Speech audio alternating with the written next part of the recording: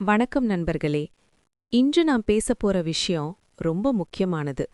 உங்க வீட்ல அப்பா, அம்மா, பாட்டி, தாத்தா யாராவது 60 வயசுக்கு மேல இருந்தா இந்த வீடியோ அவர்களுக்காகத்தான். அவர்களுக்காக நீங்க இந்த வீடியோவை முழுசா கவனமா கேட்கணும். ஒரு சின்ன கேள்வி கேட்கட்டுமா? சில நேரம் ஒரு பொருள் இல்ல ஒருவரோட பெயர் நாக்கின் நுனியிலேயே இருந்தும் நினைவுக்கு வராம போயிருக்கா? ஒரு ரூம்ல போய் நின்னு நான் ஏன் இங்க வந்தேன்னு யோசிச்சதுண்டா? ஒரு பொருள் எங்க வெச்சோன்னு மறந்து பதறினதுண்டா? பல பேரு இத சாதாரண வயசாகிற அறிகுறின்னு எடுத்துக்குவாங்க. வயசாகுது அதான்னு சொல்லி தள்ளிடுவாங்க.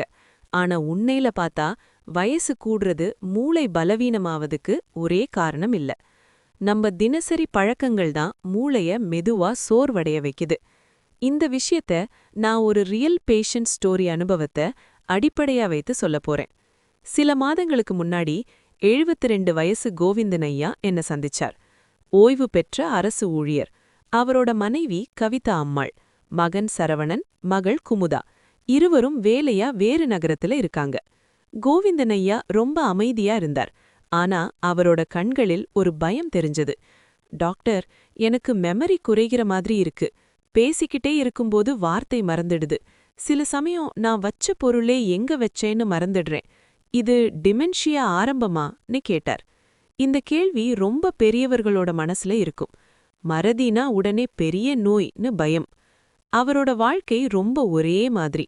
காலை எழுந்ததும் நியூஸ் பேப்பர், டீ, கொஞ்ச நேரம் டிவி, மதிய சாப்பாடு, சின்ன தூக்கம், மாலை அதே பார்க், அதே பெஞ்ச், இரவு சீரியல், அதுக்கப்புறம் மொபைல். நான் கேட்டேன், புதிய விஷயம் ஏதாவது கத்துக்கிறீங்களா? அவர் சிரிச்சார். இந்த வயசுல என்ன கத்துக்கணும் டாக்டர்? இதுதான் பிரச்சனையே. காரணம். இப்ப இவர் பிரச்சனைக்கான காரணம் என்னன்னு ஒவ்வொன்னா பார்ப்போம். முதல் காரணம், புதிய விஷயம் கற்றுக்கொள்ளாம இருப்பது.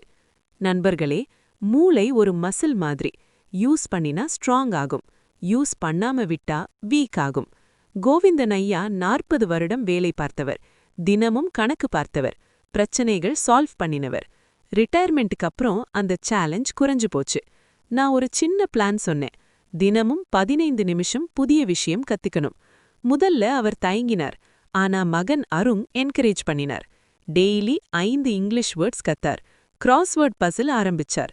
சமையலில் ஒரு புதிய ரெசிபி ட்ரை பண்ணினார். 3 மாதம் கழிச்சு சொன்னார், டாக்டர், மனசு சுறுசுறுப்பா இருக்கு. இரண்டாவது காரணம், தூக்கத்தை லைட்டா எடுத்துக்கிறது. ராமசாமி ஐயா இரவு 12க்கு மேல்தான் படுப்பார்.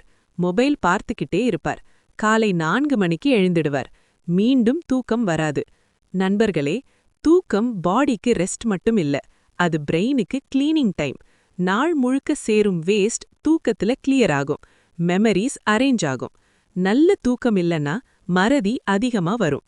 நான் சொன்னேன், இரவு சாப்பாடு லைட்டா வைங்க. படுக்கைக்கு 1 மணி நேரம் முன்னாடி மொபைல் வைங்க. ரூம் அமைதியா இருக்கணும். ஒரே நேரத்துல தூங்க ட்ரை பண்ணுங்க. மெல்ல மெல்ல அவருக்கு 6-7 மணி நேரம் தூக்கம் கிடைக்க ஆரம்பிச்சது. காலை எழும்போது ஃப்ரெஷ் ஃபீல். மூன்றாவது காரணம், தனிமை. ரிட்டையர்மெண்ட்க்கு அப்புறம் ராமசாமி ஐயா ரொம்ப வெளியே போகவில்லை. ஃப்ரெண்ட்ஸ் குறைஞ்சாங்க, பேசுறது குறைஞ்சது. தனிமை மூளையை மெதுவா பாதிக்கும். கான்வர்சேஷன் பில்ட் பண்றதே ஒரு பிரெயின் எக்ஸசைஸ். நினைவுகளை ஷேர் பண்றது, உணர்வுகளை பகிர்றது, இவை எல்லாம் பிரெயினை ஆக்டிவா வைக்குது. நான் சீனியர் சிட்டிசன்ஸ் குரூப்ல ஜாயின் பண்ண சொன்னேன். வாரம் ஒரு முறை பஜன் குரூப்ல போங்கன்னு சொன்னேன். பார்க்ல நண்பர்களோட பேச சொன்னேன். சில வாரத்துல சேஞ்ச் தெரிஞ்சது. வீட்ல கூட சந்தோஷமா பேச ஆரம்பிச்சார். நான்காவது காரணம், மன அழுத்தம். அவர் மனசுல இருந்த கேள்விகள், என் ஹெல்த் எப்படி இருக்கும், பிள்ளைகள் ஃபியூச்சர், நான் யாருக்கும் சுமையா ஆகிடுவேனா? இந்த தாட்ஸ் தொடர்ந்து இருந்தா கார்டிசால் என்னும் மன அழுத்த ஹார்மோன் அதிகரிக்கும். அது மெமரி சென்டரை பாதிக்கும். நான் தினமும் 5 நிமிஷம் பண்ற மாதிரி டீப் பிரீதிங் கற்றுக் கொடுத்தேன். சின்ன மெடிடேஷன், அமைதியான மியூசிக். மெல்ல அவர் காமா மாறினார். ஐந்தாவது காரணம், உடற்பயிற்சி இல்லாமை. மூளை பற்றி பேசுறீங்க, உடம்பு ஏன்னு அவர் கேட்டார். ஆனா உண்மையில எக்ஸசைஸ் இல்லனா பிரெயினுக்கு போகும் பிளட் ஃப்ளோ குறையும். தினமும் 30 நிமிஷம் வாக் பண்ணினா புதிய நர்வ் கனெக்ஷன்ஸ் உருவாக உதவும்.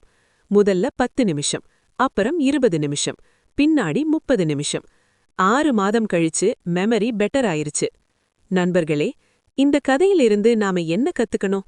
வயசு கூடுறது அவாய்ட் பண்ண முடியாது, ஆனா பிரெயின் சோர்வடைவது கட்டாயமில்லை.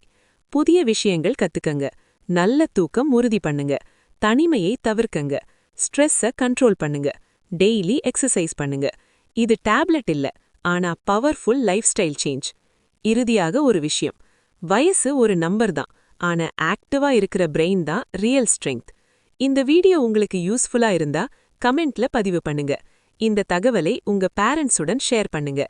அடுத்த வீடியோல 60க்கு பிறகு மெமரி இன்க்ரீஸ் பண்ண 5 சிம்பிள் ஃபுட்ஸ் பற்றி பேச போறோம். அத மிஸ் பண்ணாதீங்க. நன்றி.